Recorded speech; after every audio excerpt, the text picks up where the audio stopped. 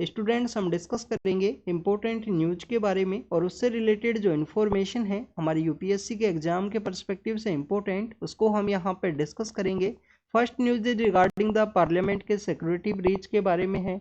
आप देखिए कि जो भी पर्सन उस सिक्योरिटी ब्रीच के इंसिडेंट के अंदर इन्वॉल्व थे उसको अरेस्ट किया गया है सिक्योरिटी एजेंसीज के द्वारा। उनके ऊपर में यूएपीए के जो चार्जेस हैं, इसके अलावा जिस तरीके से प्लानिंग वे में उस अटैक को कैरी आउट किया गया उसके जो चार्जेस हैं उनके अगेंस्ट में लगाए गए हैं। क्योंकि जो भी पर्सन्स को यहाँ पे अरेस्ट किया गया है वो डिफरेंट एरिया से बिलोंग करते हैं। कोई हरियाणा से है, कोई उत्तर प्रदेश से, और कोई आपको यहाँ पे कर्नाटक से देखने के लिए मिलेगा। उनका जो बैकग्राउंड है वो भी डिफरेंट है, कोई एजुकेशन के सेक्टर से है, कोई लेबर के सेक्टर से है। तो आप देखिए कि इसी वजह से जो यहाँ पे प्लानिंग के जो चार्जेस हैं उनके अगेंस्ट में लगाए गए हैं कि प्लानिंग वे में इस अटैक को कैरी आउट किया गया। नेक्स्ट अगर हम बात करें स्टूडेंट्स, उनके द्वारा ट्राई किया गया कि उनका जो सेल फोन है उसको डिस्ट्रॉय किया जा सके, एज ए एविडेंस के रूप में वो यहाँ पे ना कलेक्ट हो सके। क्योंकि आप देखें कि अगर हम क्रिमिनल जस्टिस सिस्टम के अंदर बात करें तो एंड ऑफ द डे जो केस है उसको डील किया जाता है एविडेंस के बेसिस पे, फैक्ट्स के बेसिस पे। नेक्स्ट अगर हम बात करें स्टूडेंट्स, लोकसभा के जो स्पीकर हैं उनके द्वारा यहाँ पे एक कमेटी है उसको भी बनाया गया है जिसके द्वारा डिटेल वे में एग्जामिन किया जाएगा इस सिक्योरिटी ब्रीच के इंसिडेंट को। हमारे पीएम सर के द्वारा भी मेंशन किया गया है सिक्योरिटी ब्रीच के इंसिडेंट के बारे में, जिसको आज ही के न्यूज़पेपर के अंदर मेंशन किया गया है। नेक्स्ट अगर हम बात करें स्टूडेंट्स, नागपुर के रीजन के बारे में है। ईस्टर्न पार्ट ऑफ महाराष्ट्र के अंदर जो नागपुर है वो सिचुएटेड है। वहाँ पे एक इंडस्ट्री के अंदर जो ब्लास्ट है वो देखने के लिए मिला जिसके अंदर 9 वर्कर्स का यहाँ पे डेथ हुआ है। तो आप देखिए कि बेसिकली ये जो कंसर्न्स है वो रेज करते हैं हमारे यहाँ पे जो इंडस्ट्रियल एरियाज के अंदर में जो समय समय पे ऐसे जो ब्लास्ट है वो आपको देखने के लिए मिलते हैं जिसके अंदर वर्कर्स का जो डेथ है उनको डिफरेंट टाइप की जो प्रॉब्लम्स है वो फेस करनी पड़ती हैं। कहीं पे बॉयलर के अंदर में यहाँ पे ब्लास्ट होगा तो बेसिकली हमारा ऑक्यूपेशनल एंड वर्किंग कंडीशंस है उसकी सेफ्टी के रिगार्डिंग में जो कंसर्न्स है वो रेज करता है इस तरीके के इंसिडेंट्स। अगर हम उस इंडस्ट्री के बारे में बात करें तो बेसिकली हमारा जो सोलार सेल्स है उनके फॉर्मेशन के रिगार्डिंग में, और जो कोल इंडस्ट्री है उसके अंदर जो बूस्टर्स को यूज किया जाता है उसका जो मैन्युफैक्चरिंग का जो वर्क है वो वहाँ पे कैरी आउट किया जाता था। स्टूडेंट्स अगर हम महाराष्ट्र के रीजन के बारे में बात करें तो ईस्टर्न पार्ट ऑफ नागपुर के रीजन के बारे में बात करें तो ईस्टर्न पार्ट ऑफ महाराष्ट्र के अंदर सिचुएटेड है। इस रीजन को हम विदर्भ का जो रीजन है उसके रूप से भी जानते हैं। विदर्भ का रीजन के अंदर में आप देखिए कि अमरावती है, नागपुर है, ये सब एरियाज वहाँ पे सिचुएटेड हैं। इसके अलावा देखिए कि नागपुर के पास में एक जगह है गढ़चिरौली। गढ़चिरौली बेसिकली महाराष्ट्र का वो एरिया है जो कि नक्सलाइट अफेक्टेड है। नक्सलाइट जो मूवमेंट है वो वहाँ पे आपको देखने के लिए मिलता है। तो स्टूडेंट्स नागपुर के बारे में अगर हम बात करें तो कॉटन का जो प्रोडक्शन है, कॉटन के अलावा आप देखिए ऑरेंज के रिगार्डिंग में भी काफ़ी ज़्यादा फेमस है नागपुर का ये रीजन। यहाँ पे जो कोल की रिगार्डिंग में आपको जो माइनिंग का एक्टिविटी है वो भी देखने के लिए मिलता है। तो उसी का एक बूस्टर है, उसके मैन्युफैक्चरिंग की यूनिट के अंदर ये ब्लास्ट हुआ। नेक्स्ट अगर हम बात करें केरल के सीएम के एक स्टेटमेंट के बारे में है, उनके द्वारा कहा गया कि यूनियन गवर्नमेंट के द्वारा गवर्नर के जो एक्शंस है उसको समय समय पे एग्जामिन किया जाए। आप देखिए कि पिछले कुछ दिनों से काफ़ी सारे स्टेट्स के द्वारा गवर्नर के अगेंस्ट में जो बेसिकली जो केसेज है वो फाइल भी किए गए थे सुप्रीम कोर्ट के अंदर में। एक तो आर्टिकल 200 की रिगार्डिंग में था। आर्टिकल 200 क्या है, गवर्नर का जो असेंट पावर है उसके रिगार्डिंग में कि उनके द्वारा बिल है उसको विद होल्ड कर लिया जाता है, अपना जो असेंट है वो नहीं दिया जाता, या इसके अलावा प्रेसिडेंट को जो बिल है वो रेफर कर दिया जाएगा आर्टिकल 201 के अंडर में। इसके अलावा देखिए कि जो स्टेट गवर्नमेंट के द्वारा अलग अलग स्टेट गवर्नमेंट के द्वारा यहाँ पे जो डिफरेंट बिल्स हैं वो पास किए गए हैं जिसमें वाइस चांसलर ऑफ यूनिवर्सिटी का वाइस चांसलर है उसके अपॉइंटमेंट प्रोसेस के बारे में भी है। तो उन्हीं सब के बारे में यहाँ पे केरल के जो सीएम है उनके द्वारा मेंशन किया गया है कि गवर्नर के जो एक्शंस है उनको यहाँ पे समय समय पे एग्जामिन किया जाए।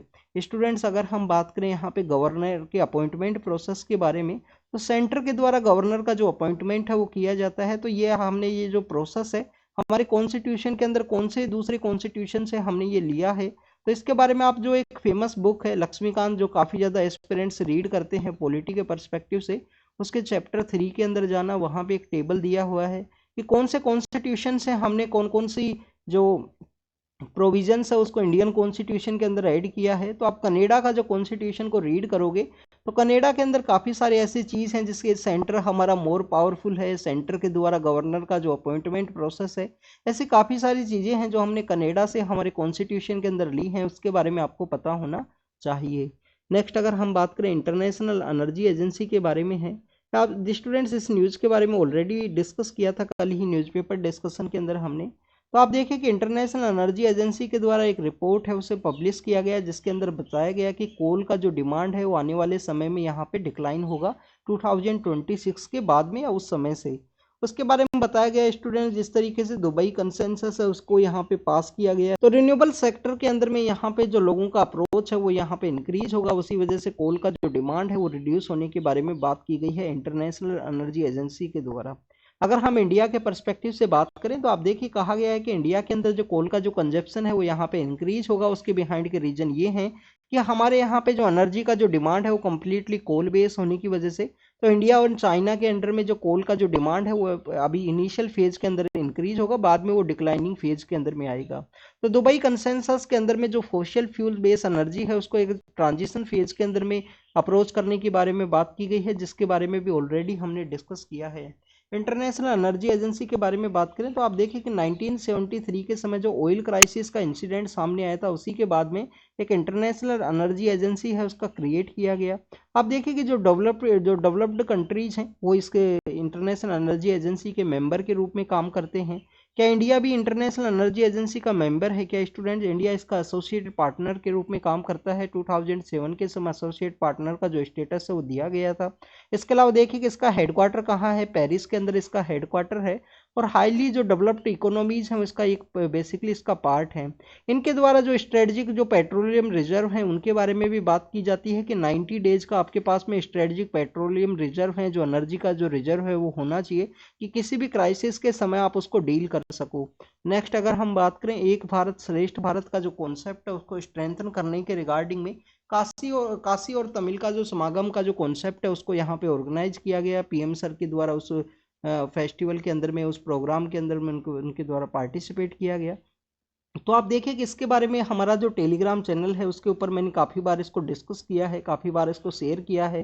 पिछले 1 ईयर से ये काफ़ी बार न्यूज़ के अंदर है, काशी और तमिल का जो समागम का जो प्रोग्राम है।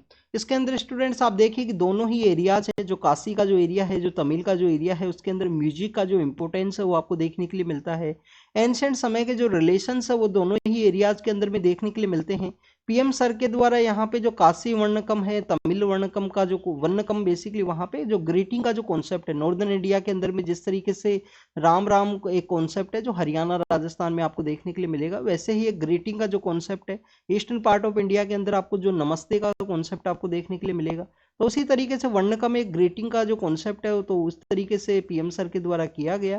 काशी और तमिल के समागम के बारे में बात करें तो म्यूजिक का एक इम्पोर्टेंस के बारे में हमने यहाँ पे रीड किया। म्यूजिक के अलावा आप देखिए कि वहाँ पे काशी का जो साड़ी है, साड़ी जो है वो काफ़ी ज़्यादा फेमस है टेक्सटाइल के अंदर में।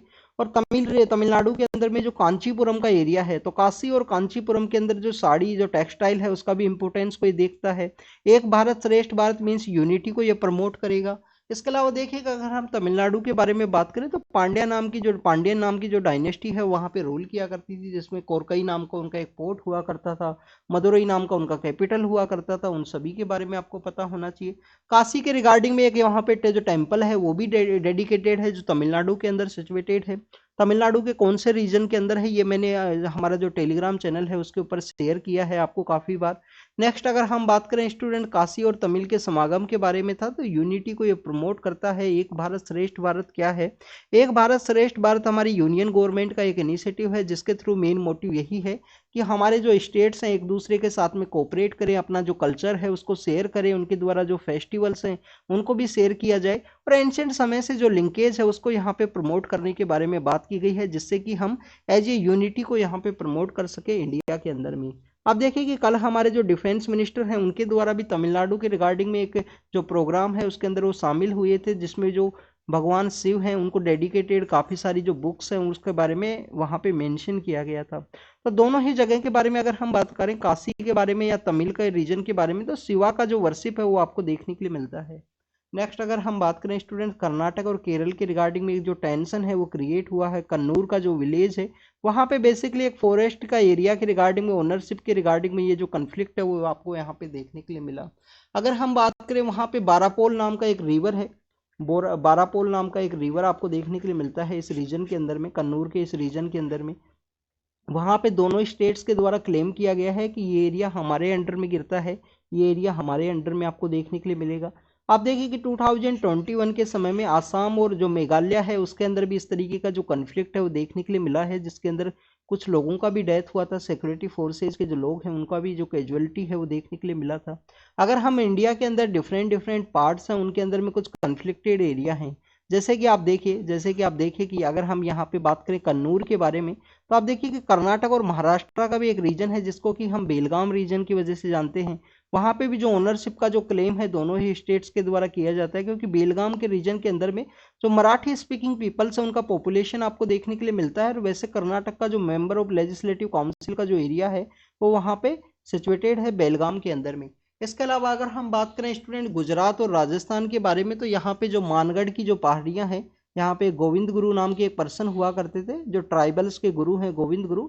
1913 के समय उनके द्वारा एक इंसिडेंट है बिफोर द जलियांवाला बाग, जिसको ट्राइबल्स का जलियांवाला बाग के नाम से भी हम जानते हैं। ब्रिटिश अथॉरिटीज़ के द्वारा उनके ऊपर अटैक किया गया था मानगढ़ के रीजन के अंदर में। इनके द्वारा जो संप सभा है उसका भी इस्टेब्लिशमेंट किया गया था। इसके बारे में ऑलरेडी हमने डिस्कस किया है। लास्ट ईयर 2022 के समय जो पीएम सर हैं वो विजिट के लिए भी गए थे मानगढ़ धाम का, जिस तरीके से इनोग्रेट किया गया, ट्राइबल्स का जो कंट्रीब्यूशन है उसको रिकॉग्नाइज करने के रिगार्डिंग में।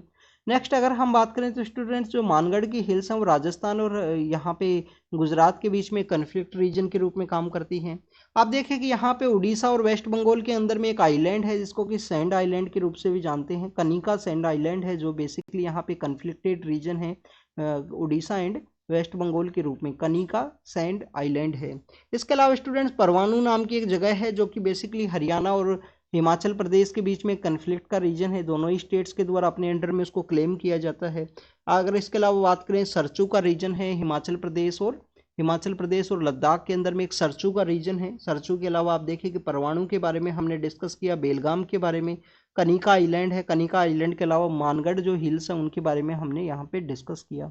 Next is about the Kaleshwaram project के बारे में है, कौन सी रिवर के ऊपर ये बना है, वहाँ के जो नीशियम है उनके द्वारा इसको एग्जामिन किया गया, उसकी जो डिटेल्स हैं वो यहाँ पे ली गई हैं। कालेश्वरम प्रोजेक्ट के बारे में आप देखिए कि वहाँ पे कैंपेनिंग के दौरान भी ये टॉपिक काफ़ी ज़्यादा न्यूज़ के अंदर में था। कालेश्वरम प्रोजेक्ट बेसिकली आपको यहाँ पे गोदावरी और जो प्राणहिता नाम की जो रिवर है उसके ऊपर में आपको देखने के लिए मिलता है, गोदावरी एंड प्राणहिता रिवर के ऊपर में। और वहीं पे आप देखिए कि मिशन काकातिया है, मिशन काकातिया एक इरिगेशन प्रोजेक्ट है, मिशन काकातिया और मिशन भागीरथ है जो कंप्लीट इस कालेश्वरम प्रोजेक्ट के ऊपर ही डिपेंड है। यहाँ पे सुप्रीम कोर्ट के रिगार्डिंग में एक कहा गया है एक डिस्कशन के दौरान में मद्रास हाई कोर्ट के एक जज के द्वारा कि सुप्रीम कोर्ट के द्वारा काफ़ी सारे ऐसे इन्वायरमेंट के जो बिग केसेस हैं उसके अंदर में कोई भी डिसीजन है वो नहीं दिया जाता है। उसके रिगार्डिंग में स्टूडेंट्स यहाँ पे आप देखिए कि इनके द्वारा कहा गया कि जो नर्मदा बचाओ आंदोलन है, इसके अलावा स्टूडेंट्स अगर हम बात करें नर्मदा बचाओ आंदोलन के अलावा कुडनकुलम का जो एरिया है उसके जजमेंट के रिगार्डिंग में टिहरी का जो डैम है उसके बारे में यहाँ पे बताया गया है। इनके द्वारा मेंशन किया गया कि एनडी जयाल नाम के एक एनवायरमेंटलिस्ट हुआ करते थे, उनके द्वारा जो टिहरी का जो डैम है उसके बारे में उसके जो इफेक्ट्स हैं उनके बारे में कहा गया था। तो आप देखिए कि 10 ईयर आफ्टर द जो एनडी जयाल नाम के जो एनवायरमेंटलिस्ट हैं उनका इंसिडेंट के बाद में इस तरीके के जो टिहरी के जो रिपरकशंस है वो देखने के लिए मिले हैं। नेक्स्ट अगर हम बात करें स्टूडेंट्स, क्योंकि आप देखिए कि टहरी के एरिया के अंदर में काफ़ी कुछ इंसिडेंट है, लैंडस्लाइड का इंसिडेंट है, कंटिन्यूस कोई ना कोई इंसिडेंट है वो देखने के लिए मिलता है जो नेचुरल डिजास्टर के परस्पेक्टिव से है। यहाँ पे आर्टिकल 21 के बारे में कहा गया है। इसके अलावा कहा गया है कि यहाँ पे गोवा के अंदर जो सेकेंड एयरपोर्ट है उसके अंदर भी इन्वायरमेंट क्लियरेंस के रिगार्डिंग में सुप्रीम कोर्ट के द्वारा मना कर दिया गया था, फिर बाद में उसको यहाँ पे जो क्लियरेंस है वो दे दिया गया। तो ऐसे यहाँ पे सुप्रीम कोर्ट का जो रोल है उसके बारे में जो क्वेश्चन है वो रेज किए गए हैं मद्रास हाई कोर्ट के जो जज हैं उनकी रिगार्डिंग में कि इन्वायरमेंटल जो केसेज हैं प्रोजेक्ट्स हैं उनके अंदर में अपना जो बिग टिकट्स हैं वो बेसिकली यहाँ पे प्रोवाइड कर दी जाती हैं सुप्रीम कोर्ट के द्वारा, उनको कंटिन्यूस एग्जामिन करने का ज़रूरत है। नेक्स्ट अगर हम बात करें students, next news is regarding the next news है स्टूडेंट्स उड़ीसा के बारे में। आप देखिए उड़ीसा के अंदर भी अयोध्या के अंदर जिस तरीके से टेम्पल का जो सेलिब्रेशन किया जाएगा, ऐसा ही उड़ीसा का जो पुरी का जो रीजन है जहाँ पे जगन्नाथ टेम्पल है वो सिचुएटेड है, तो उसके वो ब्यूटिफिकेशन प्रोजेक्ट को भी उसी तरीके से यहाँ पे जो सेलिब्रेशन है उसको कैरी आउट किया जाएगा। तो आपको जो जगन्नाथ टेम्पल है इसके बारे में पता होना चाहिए। जगन्नाथ टेम्पल को किसके द्वारा कंस्ट्रक्ट किया गया स्टूडेंट? 12th सेंचुरी के समय ईस्टर्न गंगा डायनेस्टी है। कौन सी डायनेस्टी है? ईस्टर्न गंगा जो डायनेस्टी है उसके द्वारा इसको स्टार्ट किया गया। कौन इसके जो किंग हुआ करते थे, आपको किंग का जो नेम है उसके बारे में पता होना चाहिए। अंतावर्मन चोड़ागंगा नाम से जो पर्सन है, अंतावर्मन जो चोड़ागंगा नाम के जो पर्सन है वो इसके मेन किंग हुआ करते थे, जिनके द्वारा जगन्नाथ टेम्पल है जिसको बनाया गया है, इसको हम व्हाइट पगोड़ा के रूप से भी जानते हैं। ब्लैक पगोड़ा भी वहीं जगन्नाथपुरी के पास में ही सिचुएटेड है, कुछ किलोमीटर्स का डिस्टेंस है, जिसको कि हम कोणार्क का जो सन टेम्पल है उसके रूप में जानते हैं, उसको ब्लैक पगोड़ा के रूप से कहा जाता है। कलिंग स्टाइल ऑफ आर्किटेक्चर के अंदर इसको बनाया गया है, जिसके अंदर कि आपको जो रेखा डुअल है वो आपको देखने के लिए मिलेगा। कलिंग स्टाइल ऑफ आर्किटेक्चर के अंदर बनाया गया। कलिंग स्टाइल ऑफ आर्किटेक्चर के कोई भी कैरेक्टरिस्टिक फीचर्स हैं उसके बारे में आपको पता होना चाहिए कि जो आउटसाइडर है वो लेविसली डेकोरेटेड होते हैं, इनसाइड की जो वॉल्स हैं वो कम्प्लीटली यहाँ पे जो सिंपल फॉर्मेट के अंदर आपको देखने के लिए मिलेगा। नेक्स्ट अगर हम बात करें स्टूडेंट जगन्नाथ टेम्पल के बारे में, तो इसके फ्लैग के बारे में भी आपको जानकारी होनी चाहिए। और हमने यहाँ पे ईस्टर्न गंगा डायनेस्टी के बारे में डिस्कस किया, तो आप देखिए कि हमारे यहाँ पे गंगा डायनेस्टी और कर्नाटक के रीजन भी आपको देखने के लिए मिलती है, जिनका कि बेसिकली जो गुप्ता एम्पायर है, जो कदम्बाज है, उनके साथ में आपको जो मैट्रिमोनियल रिलेशंस है वो भी आपको देखने के लिए मिलेंगे। तो एक गंगा डायनेस्टी कर्नाटक के रीजन में भी रूल किया करती थी 6-7 सेंचुरी के समय में। इसके अलावा स्टूडेंट जगन्नाथ टेम्पल के बारे में बात करें तो पुरी के अंदर एक रथ यात्रा है, उसको भी ऑर्गेनाइज किया जाता है। आप देखिए कि वहाँ पे रघुनाथपुर नाम का एक विलेज है इस जगन्नाथपुरी के ही रीजन के अंदर में, जहाँ पे बेसिकली जो रथ यात्रा के अंदर में जो बेसिकली वहाँ पे जो रथ हैं वो बनाए जाते हैं, उसका जो मैन्युफैक्चरिंग है उसी रघुनाथपुर नाम के विलेज है उसके अंदर में कैरी आउट किया जाता है। उसके रिगार्डिंग में जो यहाँ पे जो ट्री है उसका सिलेक्शन है वो किया जाएगा, एक कमेटी होती है जिसके द्वारा ट्री का सिलेक्शन किया जाता है। इस जगन्नाथ टेम्पल के अंदर जो फ्लैग है, जो ध्वज है इस फ्लैग टेम्पल का, उसका देखिए कि डायरेक्शन भी काफ़ी बार न्यूज़ के अंदर रहता है कि डायरेक्शन इसका विंड के अपोजिट साइड आपको देखने के लिए मिलता है। नेक्स्ट अगर हम बात करें स्टूडेंट्स फॉरेस्ट राइट एक्ट के बारे में, यहाँ पे बात की गई है, फॉरेस्ट राइट एक्ट के बारे में यहाँ पे डिस्कस किया गया है।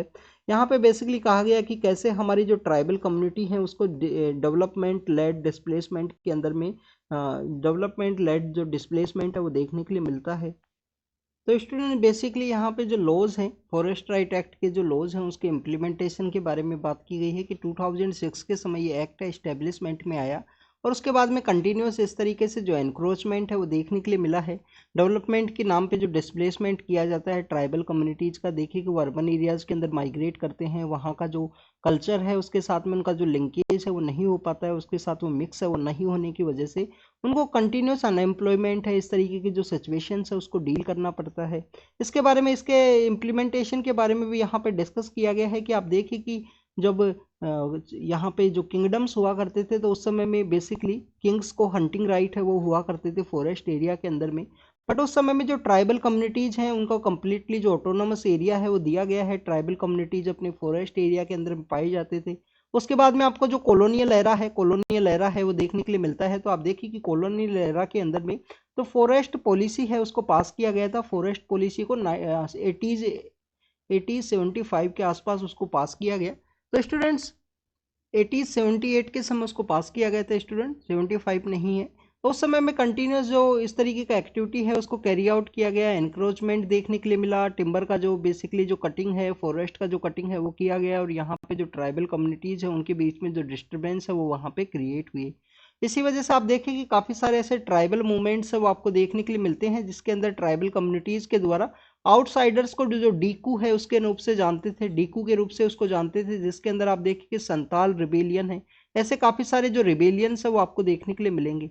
आफ्टर द कॉलोनियल एरा के बाद में कहा गया कि वाइल्ड लाइफ प्रोटेक्शन एक्ट है, वाइल्ड लाइफ प्रोटेक्शन एक्ट है जो 1972 के अंदर में आया। उसके बाद में आप देखिए कि जो फॉरेस्ट राइट एक्ट है वो इस्टेब्लिशमेंट में आया 2006 के समय में। और उसके अलावा जो सुप्रीम कोर्ट है उसके द्वारा कुछ ऐसे जजमेंट्स है जो पास किए गए, जैसे 2011 के समय जो न्यामगिरी हिल्स हैं, न्यामगिरी हिल्स कहाँ पे हैं, उड़ीसा के अंदर में, उसके रिगार्डिंग में जो जजमेंट है वो पास किया गया कि बेसिकली वहाँ का जो ट्राइबल कम्युनिटी है उसका एक रिलीजियस पार्ट के अंदर में है तो उसको बेसिकली डिस्टर्ब ना किया जाए। सुप्रीम कोर्ट के कुछ जजमेंट्स है जिसके द्वारा यहाँ पे लिटिल बिट जो प्रोटेक्शन है वो प्रोवाइड किया गया है ट्राइबल कम्युनिटीज़ को। यहाँ पे फॉरेस्ट राइट एक्ट का जो इम्प्लीमेंटेशन है उसके बारे में बात की गई है, इसका प्रॉपर वे में इम्प्लीमेंटेशन का जरूरत है, इसका जो राइट्स है उसके रिकॉग्निशन के बारे में बात की गई है। हर एक स्टेट्स के अंदर में जो डिफरेंट एरिया है, जैसे कि वन मित्र नाम का जो कॉन्सेप्ट है मध्य प्रदेश के अंदर में, उसकी वजह से आप देखिए कि कुछ यहाँ पे जो बेनिफिट्स भी हैं बट कुछ एनक्रोचमेंट है वो भी देखने के लिए मिलता है। सभी स्टेट्स के द्वारा अपने जो लॉज हैं उसको इम्प्लीमेंट नहीं किया गया, तो उसके बारे में यहाँ पे डिस्कस किया गया है फॉरेस्ट राइट एक्ट के बारे में कि 17 ईयर्स पास होने के बाद में भी अभी ये कम्प्लीटली इम्प्लीमेंटेशन के अंदर में नहीं आया है। 17 साल है वो कंप्लीट हो गए, बट प्रेजेंट समय भी इम्प्लीमेंटेशन के अंदर नहीं है। नेक्स्ट अगर हम बात करें स्टूडेंट्स रेड सी के बारे में है, आप देखें कि रेड सी प्रेजेंटली लास्ट 1 मंथ से काफ़ी सारा न्यूज़ के अंदर है, क्योंकि वहाँ पे जिस तरीके से 7 अक्टूबर के दिन में हमास के द्वारा अटैक किया गया था इजराइल के ऊपर में, और उस अटैक के बाद में आप देखिए कि इजराइल के द्वारा जब काउंटर अटैक किया गया उस गाजा स्ट्रिप के रीजन के अंदर में हमास के ऊपर, तो उसके बाद से जो रेड सी का जो एरिया है, रेड सी बेसिकली यमन का जो एरिया है, वहाँ पे जो होती रिबेलियंस हैं उनके द्वारा इस तरीके से उस रेड सी के एरिया के अंदर जो सी पायरेसी है उसके इंसिडेंट को कैरी आउट किया गया है। तो आप देखिए कि लास्ट 1 मंथ के अंदर में काफ़ी सारे जो इंसिडेंट्स है वो देखने के लिए मिले हैं इस रेड सी के एरिया के अंदर में, जिसमें गल्फ ऑफ आदेन भी है। कल भी हमने डिस्कस किया था कि इंडिया की जो सिक्योरिटी फोर्सेज के द्वारा माल्टा का एक बेसिकली शिप है उसको रेस्क्यू करने के रिगार्डिंग में इंडिया की जो नेवी की जो फोर्सेज है उनको डिप्लॉय किया गया है वहाँ पे, जिससे कि सी पायरेसी का जो इंसिडेंट है उसे रोका जा सके।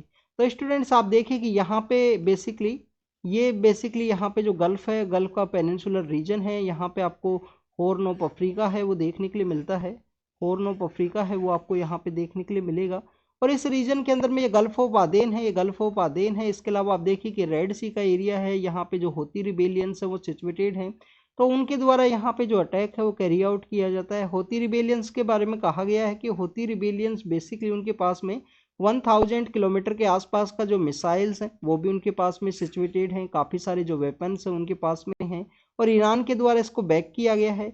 इंडिया के इस रीजन के बारे में कहा गया है कि अगर रेड सी के अंदर इस तरीके के इंसिडेंट देखने के लिए मिलेंगे तो आप देखिए कि एशिया का जो कंट्रीज हैं बेसिकली जो चाइना है, इंडिया है, जापान है, साउथ कोरिया है, इनको जो काफ़ी सारा जो प्रॉब्लम्स है वो फेस करने होंगे, क्योंकि उनका जो ट्रेड है इसी रीजन के थ्रू पास करता है, सुएज कैनाल के रीजन के थ्रू। सुएज कैनाल के अंदर जो 50% जो ग्लोबल जो ट्रेड है वो आपको देखने के लिए मिलता है। यूरोप का जो इजिप्ट का जो इकोनॉमी है वो भी कम्प्लीटली सुएज कैनाल के ऊपर ही डिपेंड है। तो आप देखिए कि यहाँ पे इस वजह से कहा गया है कि रेड सी के अंदर जो स्टॉर्मी जो कंडीशंस हैं उनको डील करने का ज़रूरत है। ग्लोबल वे में जो कॉम्प्लेक्सिटी है उसको ये प्रमोट करती हैं, उसका यहाँ पे रिपरकर्सन है वो आपको देखने के लिए मिलता है। 2012 के समय इंडिया के द्वारा, जापान के द्वारा, साउथ कोरिया और चाइना के द्वारा एक एग्रीमेंट है उसको साइन किया गया था, जिसमें यहाँ पे जो सिक्योरिटी के रिगार्डिंग में एक एग्रीमेंट है वो देखने के लिए मिलता है। जिबूती कोड ऑफ कंडक्ट भी है, जिबूती कोड ऑफ कंडक्ट भी है, basically that is also regarding the कि वहाँ पे जो सी पायरेसी है उसको डील किया जा सके।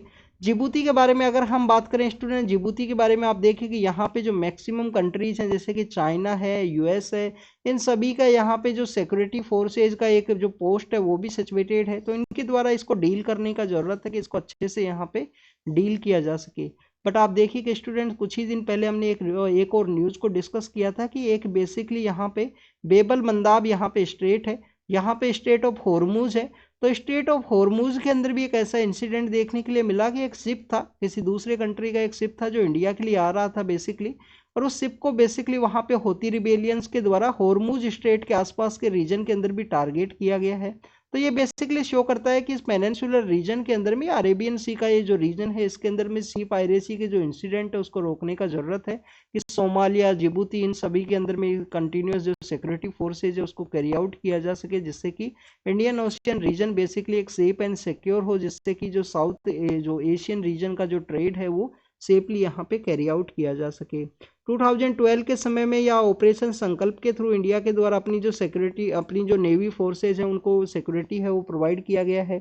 नेक्स्ट आप देखिए कि सेरिया लियोन के बारे में है, वेस्टर्न पार्ट ऑफ अफ्रीका के अंदर ये कंट्री है, वहाँ पे जो कूप है उसका अटेम्प्ट देखने के लिए मिला है। स्टूडेंट्स अगर हम बात करें जो इकोनॉमिक कम्युनिटीज़ हैं वेस्ट अफ्रीका की, जो इकोनॉमी कम्युनिटीज़ हैं जिसके रिगार्ड में एक इकोवास नाम का एक ग्रुप भी है, वहाँ पे 6 कंट्रीज़ के अंदर में जो कूप के जो इंसिडेंट है वो देखने के लिए मिले हैं। 2023 का जो हमारा प्रीलिम्स का पेपर था उसके अंदर भी एक क्वेश्चन पूछ लिया गया था कि कुछ कंट्रीज अभी न्यूज़ के अंदर में हैं, कुछ कंट्रीज अभी न्यूज़ के अंदर हैं, जिसके अंदर माली नाम का जो कंट्री है वो भी था कि ये न्यूज़ में किस वजह से हैं पिछले 1 ईयर से। तो आप देखिए कि कूप का जो इंसिडेंट है उसकी वजह से न्यूज़ के अंदर में थे। सीरिया लियोन का जो लोकेशन है उसके बारे में ऑलरेडी हमने डिस्कस किया है। इकोवास के बारे में आपको पता होना चाहिए। Economic communities of western African region का जो इकोनॉमिक कम्युनिटीज है उसको हम इकोवास के नाम से जानते हैं। आप देखिए कि 1975 के समय फ्रेंच के द्वारा इसको इस्टेब्लिशमेंट में लाया गया। अबूजा नाम का जो कंट्री है निजेरिया के अंदर में जो बेसिकली इसका हेडक्वार्टर है, और वहाँ पे एक कमेटी ट्रीटी के थ्रू ये इस्टेब्लिशमेंट में आया था। आप देखिए 15 मेंबर कंट्रीज इसका पार्ट है। सेरिया लियोन का लोकेशन के बारे में आप देखना कि इसको हमने ऑलरेडी डिस्कस किया है। वहाँ पे जो काफ़ी सारी कंट्रीज है, सेरिया लियोन के अलावा और भी काफ़ी सारी कंट्रीज हैं जिनके बारे में हमने समय समय पे डिस्कस किया है। बुर्किना फासो है, वो भी काफ़ी सारा न्यूज़ के अंदर में था इसी तरीके के इंसिडेंट की वजह से। यूरोपियन यूनियन के द्वारा आर्टिफिशियल इंटेलिजेंस एक्ट है उसको पास किया गया है, तो उसके बारे में यहाँ पे एग्जामिन किया गया। तो आप देखिए कि इसके अंदर में इनोवेशन साथ में जो हमारा जो रेगुलेशंस है उनको यहाँ पे बैलेंस वे में रखा गया है। रेगुलेशंस एंड इनोवेशन को बैलेंस वे में रखा गया है। यहाँ पे इंडिविजुअल पर्सन के द्वारा जो रिपोर्टिंग है उसको भी किया जा सकता है। अलग अलग सर्विलेंस एंगल्स हैं उनको बनाने के बारे में बात की गई है कि आर्टिफिशियल इंटेलिजेंस का जो मिसयूज है वो ना देखने के लिए मिले। तो यूरोपियन यूनियन का एक लॉ है आर्टिफिशियल इंटेलिजेंस के रिगार्डिंग में, जिसके बारे में यहाँ पे डील किया गया। नेक्स्ट अगर हम बात करें नेक्स्ट न्यूज़ के बारे में, आप देखिए कि भूटान को रिसेंटली यूएन के द्वारा एलडीसी जो लिस्ट डेवलप कंट्रीज का जो स्टेटस हुआ करता था उससे रिमूव किया है कि एलडीसी नाम का जो कंट्री है वो नहीं है भूटान प्रेजेंट समय में। भूटान के द्वारा आसाम बॉर्डर के पास में एक यहाँ पे ग्रीन सिटी है उसको बनाया जाएगा। ग्रीन सिटी के थ्रू स्टूडेंट्स क्या है कि बेसिकली जहाँ पे जीरो एमिशन है वो देखने के लिए मिले, जीरो एमिशन यहाँ पे देखने के लिए मिले। भूटान के अंदर आप देखिए कि और कंट्रीज के अंदर जीडीपी आपको देखने के लिए मिलता है, वहाँ पे ग्लोबल जो यहाँ पे हैप्पीनेस का जो कॉन्सेप्ट है वो आपको देखने के लिए मिलेगा। वहाँ पे जीडीपी के थ्रू जो कैलकुलेशन है उसको कैरी आउट नहीं किया जा सका। इसके अलावा एमिशन के बारे में आप देखें कि मोटर व्हीकल एग्रीमेंट हुआ करता था। एक मोटर व्हीकल एग्रीमेंट है BBIN का, बांग्लादेश, भूटान, इंडिया और नेपाल का, जिसके अंदर भूटान के द्वारा इसी वजह से उसको साइन नहीं किया गया था, रिकॉग्नाइज नहीं किया गया था कि उसकी वजह से व्हीकलर पोल्यूशन है वो देखने के लिए मिलेगा इंडिया का, और इंडिया और बाहर के जो कंट्रीज हैं उसके लोग हैं वो वहाँ पे आएंगे, और इसकी वजह से उनके द्वारा साइन नहीं किया गया कि हमारा जो पीस है वो डिस्टर्ब होगा यहाँ पे। नेक्स्ट अगर हम बात करें स्टूडेंट्स भूटान के बारे में, आपको ये पता होना चाहिए आसाम का हमारा जो कुछ प्रोटेक्टेड एरिया है, आसाम के जो ये ब्रह्मपुत्र रिवर है, तो यहाँ पे हमारा एक प्रोटेक्टेड एरिया है जिसको कि हम मानस के रूप से जानते हैं, मानस नेशनल पार्क है। और इसी से दूसरी साइड जो भूटान का जो दूसरी साइड है उसके पार्ट में जो सिचुएटेड है स्टूडेंट्स रॉयल मानस। तो आप देखिए कि मानस ही कंप्लीटली नेम है, पर भूटान के साइड उसका क्या नाम है, रॉयल मानस, रॉयल मानस के रूप से हम उसको जानते हैं। और इंडिया के साइड में क्या नाम है उसका, मानस के नाम से हम जानते हैं, Manas national park. This is all the information related to the Bhutan. Hydro electric के परस्पेक्टिव से काफ़ी ज़्यादा इंपॉर्टेंट है, इंडिया के परस्पेक्टिव से भी आप देखिए। नेक्स्ट अगर हम बात करें, आप देखिए कि G7 कंट्रीज के द्वारा जो रसिया के जो डायमंड्स हैं उसके ऊपर रेस्ट्रिक्शन लगाया गया कि बस बेसिकली 1 कैरेट के अबाउ कोई यहाँ पे डायमंड्स है उनका जो बेसिकली जो ट्रेड है वो नहीं कैरी आउट किया जाएगा G7 कंट्रीज के द्वारा। यूएस के द्वारा सबसे ज़्यादा जो कंजप्शन है उसको कैरी आउट किया जाता है डायमंड्स का। इंडिया क्या क्या रोल है डायमंड सेक्टर के अंदर में, तो आप देखिए गुजरात के अंदर एक सिटी है सूरत, जिसके द्वारा डायमंड का जो कटिंग है, डायमंड का जो कटिंग का जो कॉन्सेप्ट है और जो पॉलिशिंग का जो कॉन्सेप्ट है वो यहाँ पे कैरी आउट किया जाता है, किसके द्वारा, सूरत के अंदर में। काफ़ी बड़ा इंडस्ट्री है। अगर हम वर्ल्ड के अंदर 10 डायमंड्स के बारे में बात करें तो 9 डायमंड्स का जो कटिंग एंड पॉलिशिंग का जो वर्क है इंडिया का जो सूरत है उसके अंदर में आपको देखने के लिए मिलता है, सूरत के अंदर आपको देखने के लिए मिलता है। तो आप देखिए कि वहाँ पे बेसिकली एक सूरत का जो डायमंड सेक्टर है उसी के रिगार्डिंग में एक जो कॉम्प्लेक्स है उसको ओपन किया गया है। काफ़ी बड़ा जो वर्किंग कंडीशंस है उसको यहाँ पे शो किया जाएगा, तो उसको इनोग्रेट किया गया है वहाँ पे। इंडिया का क्या G7 का जो बैन है उसकी वजह से प्रॉब्लम्स है वो फेस होनी होंगी। तो स्टूडेंट देखिए कि इंडिया के अंदर में 0.5 यहाँ पे कैरेट है उसका डायमंड का बेसिकली जो पॉलिशिंग एंड कटिंग है उसको कैरी आउट किया जाता है मैक्सिमम। अगर रेस्ट्रिक्शंस 0.5 के ऊपर भी लगाया गया तो इंडिया को कुछ प्रॉब्लम्स है वो फेस होनी होंगी। उसके बारे में अभी तक तो प्रेजेंट समय में जो रेस्ट्रिक्शंस है 1 कैरेट का जो डायमंड है उसके ऊपर में लगाया गया है। नेक्स्ट अगर हम बात करें स्टूडेंट्स एक पार्लियामेंट्री कमेटी के बारे में है। पार्लियामेंट्री कमेटी के अंदर कहा गया है कि बेसिकली गवर्नमेंट के द्वारा इस तरीके से कोई एक्ट है उसको बना दिया जाता है, बट उसके जो रूल्स हैं उसका फॉर्मेशन काफ़ी दिन बाद में देखने के लिए मिलता है। तो उसी के बारे में बेसिकली यहाँ पे बताया गया है कि इस तरीके से ना किया जाए, समय समय पे जो रूल्स हैं उनको बनाया जाए, क्योंकि रूल फ्रेमिंग एग्जीक्यूटिव का जो इम्पोर्टेंट पार्ट है और उसका इम्प्लीमेंटेशन है उसको कैरी आउट किया जाए। आप देखिए कि 2013 के समय में फूड सिक्योरिटी एक्ट है वो इस्टेब्लिशमेंट में आया था, उसके 10 ईयर्स के बाद में भी स्टिल उसके रूल्स हैं वो इस्टेब्लिशमेंट में आते हैं। तो इस तरीके से जो डिफरेंस है वो आपको यहाँ पे देखने के लिए मिलता है। अगर हम स्टूडेंट्स बात करें पार्लियामेंट्री कमेटी के बारे में, तो आपको ये जो कमेटी है, आप देखिए कुछ दिन पहले हमने जो एथिक्स का जो कमेटी है उसके बारे में डिस्कस किया था। एथिक्स का कमेटी हमने देखा था कि कैसे इंक्वायरी सेक्टर के अंदर में 3 तरीके का जो पार्लियामेंट्री कमेटी है वो इस्टेब्लिश है। ये जो कमेटी जो यहाँ पे फॉर्म किया गया है दैट इज रिगार्डिंग द कि बिल्स के बारे में एग्जामिन किया जाएगा, सबॉर्डिनेट लेजिस्लेशन है, इस तरीके का जो कॉन्सेप्ट है वो देखने के लिए मिलेगा। तो आप देखिए कि पार्लियामेंट्री कमेटी का एक सेक्शन है, जैसे कि हम फाइनेंस के अंदर में बात करते हैं public account committee, estimate committee के अलावा कौन सा हमारा जो पीएसयू है उनके सेक्टर का रिगार्डिंग में जो कमेटी है। इंक्वायरी के रिगार्डिंग में हमने डिस्कस किया कि कौन कौन सा कमेटी ऑन एथिक्स है, petition privilege and ethics, petition privilege और एथिक्स के रिगार्डिंग में है। ऐसे ही एक कमेटी का एक सेक्टर है committee on the scrutiny and the control, scrutiny और कंट्रोल के रिगार्डिंग की कमेटीज हैं। जैसे कौन कौन सी कमेटी आती हैं, कमेटी ऑन द गवर्नमेंट का जो अश्योरेंस है उसके रिगार्डिंग में, जिसमें आपको 15 और 10 मेंबर हैं वो देखने के लिए मिलते हैं, जिसके अंदर आप देखिए कि लोकसभा के अंदर 15 है, राज्यसभा के अंदर में 10 मेंबर्स हैं। कमेटी ऑन सबॉर्डिनेट लेजिस्लेशन है, सबॉर्डिनेट लेजिस्लेशन के बारे में है, जिसके अंदर आपको 15 जो मेंबर्स की जो संख्या है वो देखने के लिए मिलती है। Committee on paper laid on the table के रिगार्डिंग में है, जिसमें 15 और 10 का कॉन्सेप्ट है उसके अंदर भी है। उसके द्वारा यहाँ पे स्टैट्यूटरी नोटिफिकेशन है उनको एग्जामिन नहीं किया जाता है। Schedule caste and schedule tribe का जो वेलफेयर है उसके रिगार्डिंग में एक कमेटी है वो जॉइंट कमेटी है 30 मेंबर्स का, जिसमें 20 members from the Lok Sabha and 10 members from the Rajya Sabha. Empowerment of women का भी कमेटी है, वो भी 30 मेंबर्स के रिगार्डिंग में है। और जॉइंट कमेटी है ऑफिस ऑफ द प्रॉफिट के परस्पेक्टिव से, जिसमें आप देखिए कि राज्यसभा के अंदर 5 मेंबर हैं और लोकसभा के 10 मेंबर, टोटल 15 मेंबर्स का कमेटी है। तो ऐसी अलग अलग कमेटीज हैं जिनके द्वारा एग्जामिनेशन है वो आपको देखने के लिए मिलता है, एग्जामिनेशन आपको देखने के लिए मिलता है। तो this is all the information related to the parliamentary committee of scrutiny and control के रिगार्डिंग में। नेक्स्ट अगर हम बात करें स्टूडेंट्स, यहाँ पे काकरापर के बारे में है, हमने सूरत के बारे में डिस्कस किया है। तो सूरत के पास ही एक हमारा जो न्यूक्लियर पावर प्लांट है वो सिचुएटेड है, जिसको कि हम काकरापर का जो यूनिट है उसके रूप से जानते हैं। उसका यूनिट नंबर जो 4 है उसके अंदर कुछ क्रिटिकलिटी है वो देखने के लिए मिले हैं। आप देखें कि फुकुशिमा नाम का एक प्लांट हुआ करता था 2011 के समय, जापान के अंदर सुनामी का कंडीशंस हुआ था, तो फुकुशिमा में भी कुछ इंसिडेंट है वो देखने के लिए मिले थे।